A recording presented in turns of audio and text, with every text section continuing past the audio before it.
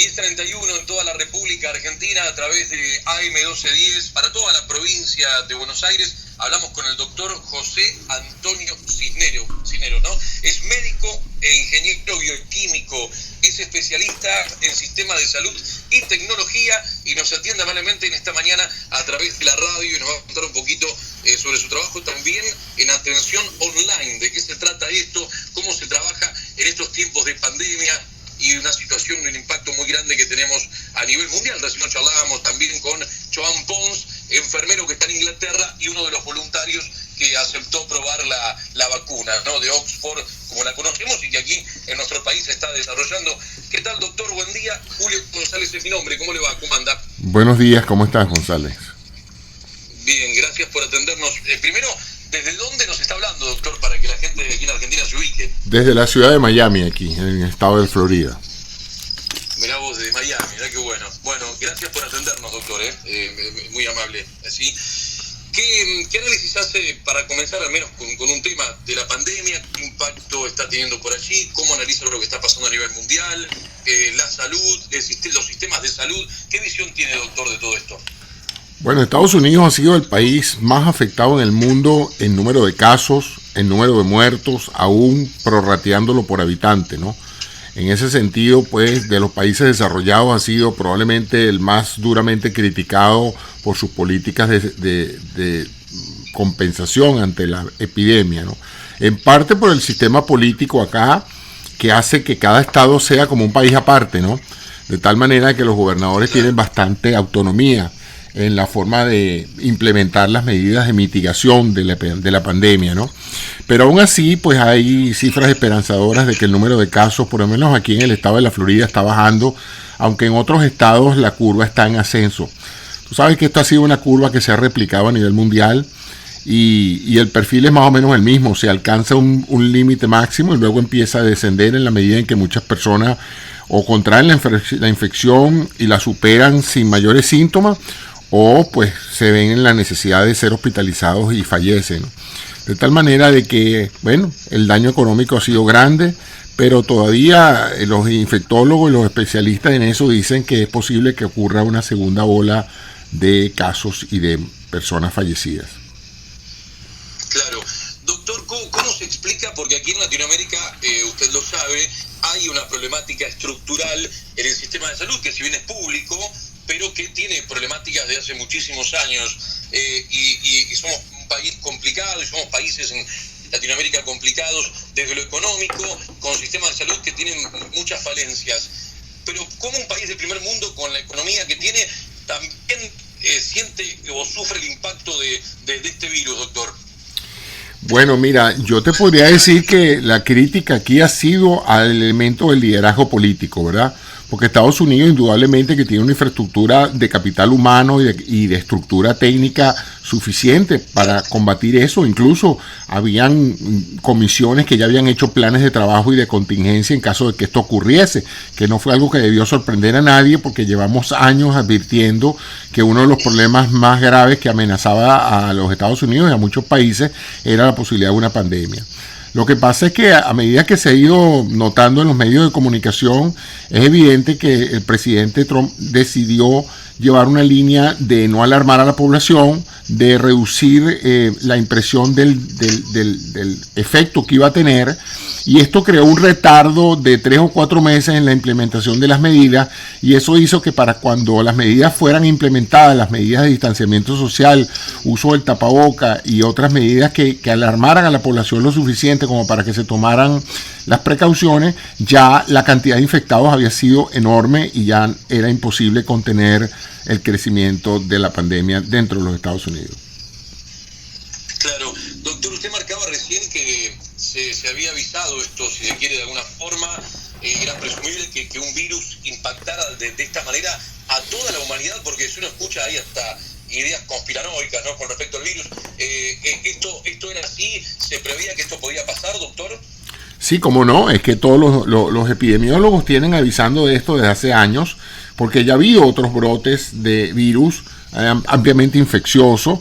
Este virus, que es el SARS-CoV-2, ya había habido el SARS-CoV-1 en el año 2003, Incluso pues se habían hecho simposios, se habían hecho simulaciones, se habían hecho planes de contingencia. O sea, esto no agarró a ningún gobierno del mundo, digamos, adecuadamente moderno, sorprendido, ¿no? Lo que pasa es que evidentemente hay un interés político electoral en que la población no se alarmara para no perder puntos en las encuestas, y eso hizo pues que en algunos casos, por ejemplo los típicos casos son Estados Unidos y Brasil, por razones políticas se minimizara la severidad del problema.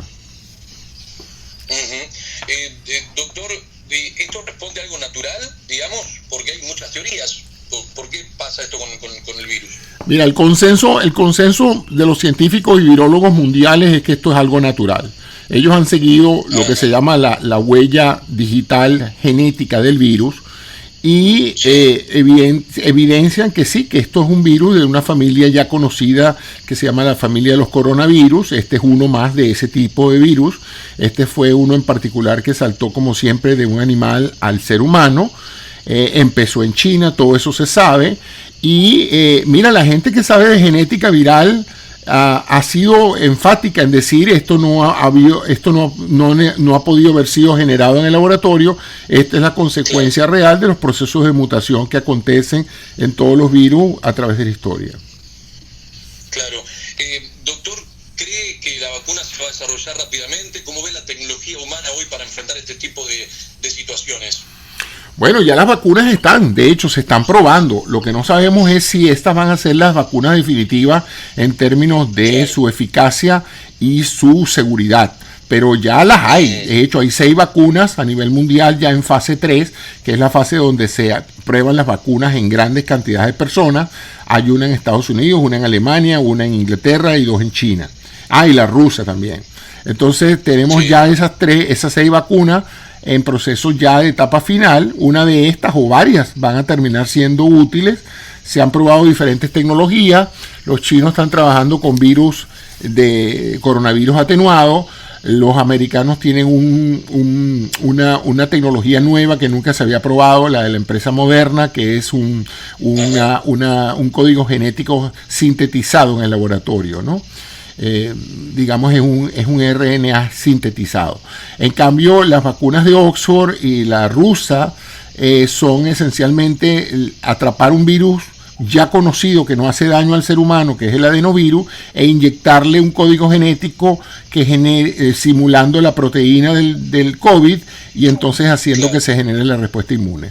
Una de estas vacunas va a tener éxito. Ya la vacuna de Oxford aparentemente se paralizó durante un tiempo hasta que se sepa cuál es la razón por la cual 2 pacientes que estaban en el protocolo sufrieron enfermedades. No se sabe si estas enfermedades están relacionadas a la vacuna, pero por precaución pues se suspendió la administración de nuevas vacunas a la gente que estaba en ese protocolo. Doctor, ¿cómo es el manejo de la tecnología hoy, de la comunicación? Usted, bueno, creo que brinda atención también online, ¿verdad? Bueno, lo que ha pasado es que el mundo ahora, que ya había empezado a transar una cantidad de cosas vía internet, de hecho el comercio electrónico, las transferencias de banco, ya el ser humano estábamos acostumbrados a no ir al banco, sino mover nuestro dinero por internet, a comprar cosas por internet, a informarnos por internet, incluso hasta manejar relaciones sociales y negocios vía correo electrónico. Lo que ha hecho esta pandemia, por razones de que todo el mundo tuvo que guardarse en su casa, es una aceleración de ese proceso de transición, y ahora tenemos que la telemedicina, que era algo incipiente, que solo lo practicaban los psicoterapeutas, lo practicaban los médicos que trabajaban esencialmente con un interrogatorio del paciente, ahora se está haciendo rutina. Y yo sí creo que muchos hospitales que han sido forzados en estos últimos 3 o 4 meses a implementar rápidamente un sistema de teleconsulta, se van a dar cuenta de que no tiene ningún sentido citar a un paciente, hacerlo venir al hospital, parar el automóvil, hacer una espera de 2 horas en un consultorio para hablar 5 minutos con el paciente, que tanto el paciente como el médico prácticamente agradecen mejor que esa conversación con fines informativos o de recolección de información se haga vía telemática. Entonces vamos a ver un cambio radical en los próximos años en la manera en que los médicos y los pacientes interactúan, y vamos a tener más teleconsultas que las que había antes. Excelente. La última, doctor, agradeciendo su atención, ¿cuál es el rol de un médico e ingeniero biomédico, como lo es usted? Bueno, esto es interesante porque la medicina, la transformación que todos llamamos hoy la revolución médica, no ha sido necesariamente por una revolución del sector médico, sino del sector de ingeniería médica, porque el arsenal completo de todo lo que hoy tiene un médico moderno, sea tomografía, resonancia, ultrasonido, prótesis, marcapaso, todo ese equipamiento ha sido desarrollado por la aplicación de técnicas de ingeniería a problemas de salud. Entonces, esencialmente hoy la medicina es altamente tecnificada, por eso es que se ha hecho costosa. Y yo siempre lo digo, hace 40, 50 años, todo lo que necesitaba un médico para atender a un paciente cabía en un maletín. Hoy no, hoy no cabe en un maletín. Claro, qué bueno, qué bueno. www.doctorcisneros.com, ¿verdad? Para ubicarlo en internet. Así es, ahí están mis programas. Yo me dedico ahorita más a la divulgación científica y a la corrección de estos factores distorsionantes de la salud, más que a la atención de pacientes individuales. Excelente, doctor. Le agradecemos el contacto desde Argentina. Le mandamos un gran abrazo. Gracias. Muchas gracias a ustedes y feliz día.